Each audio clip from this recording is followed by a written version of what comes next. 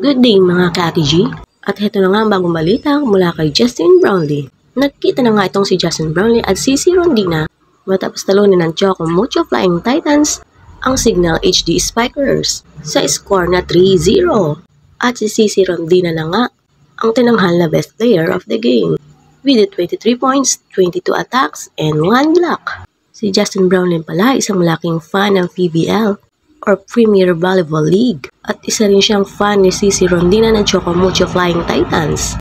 Na-amaze nga itong si Justin Brownlee dito kay CeCe Rondina sa taas nitong lumipad. At kahit 5'6" lang ang height ni CeCe. At kahit maliit nga daw ito, kaya nitong maglaro ng all around.